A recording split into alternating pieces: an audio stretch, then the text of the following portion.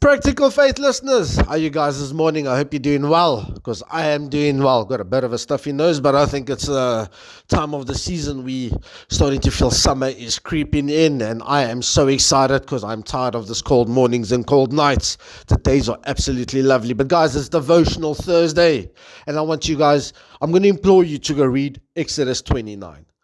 The whole thing goes from verse 2 all the way till verse 41. We're not going to read all the verses. I'm just going to read one or two verses here. But the whole thing goes into so much detail. So much detail. You see, God gives him so much detail, and it's about how to consecrate the priest, or the consecration of the priest.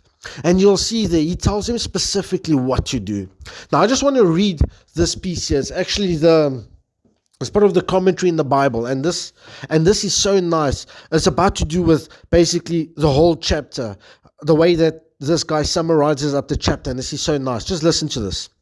Why were there such detailed rituals in connection with these sacrifices? Partly it was for quality control. A centralized, standardized form of worship prevented problems of belief which could arise from individuals creating their own worship.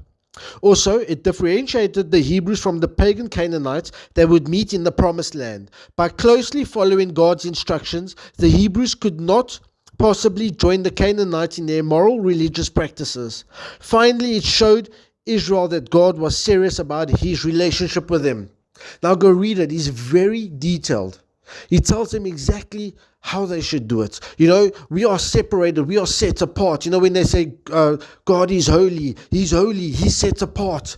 We are not like the rest of the world, and God gets very detailed. And in our day and time, he's very detailed. Jesus Christ. Man, he is so detailed, Jesus Christ. You see, he has a foreshadow. If you're going to go read, I think it's verse 6. And it says about the bull. They must lay their hands on the bull. Then they must sacrifice it. They must sprinkle the blood on the altar. He gets very detailed. You see the foreshadowing to Christ, where God tells us, listen here, this is how we worship him. This is how serious he is. Notice the word seriousness. That last line I read there. Finally, it showed Israel that God was serious about his relationship with them. And sometimes if you don't believe it, now is the time. God is so serious about his relationship with you that he offered his son Jesus Christ. Another verse I want to get out here is verse 35. Do for Aaron and his sons everything I have commanded you, taking 7 days to ordain them. Go to verse 37. The 7 days make atonement for the altar and consecrate it. Then the altar will be most holy, and whatever touches it will be holy. Now here's a bit of a challenge this morning.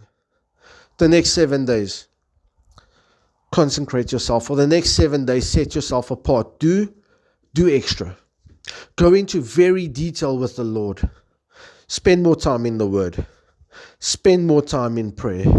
Spend more time meditating on his word during the day. Spend more time with him alone. Speak to him. Sit, wait, listen. You know what? The next 7 days, I'm going to implore you. Take it a lot more serious.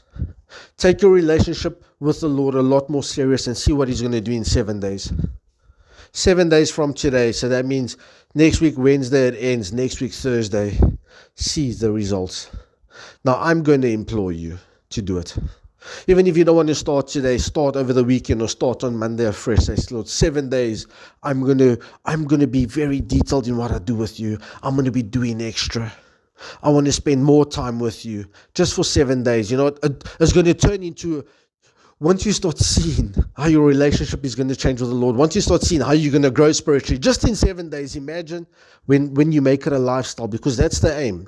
A lot of times we talk about lifestyle, but we don't even start with one. So let's just start with 7 days. Here is the challenge, the next 7 days.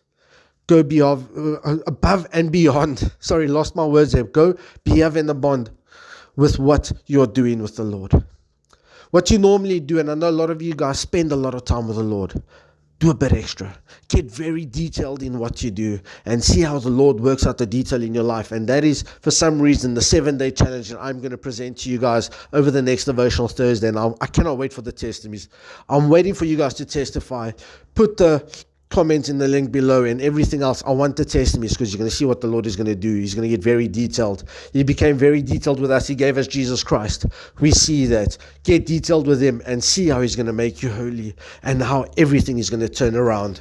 Guys, I hope this message has blessed you. Pass this around, pass this challenge around, and start seeing what he's going to do for you and for everyone who's going to do this. See how he's going to change your life. Guys, blessings. Talk again next week.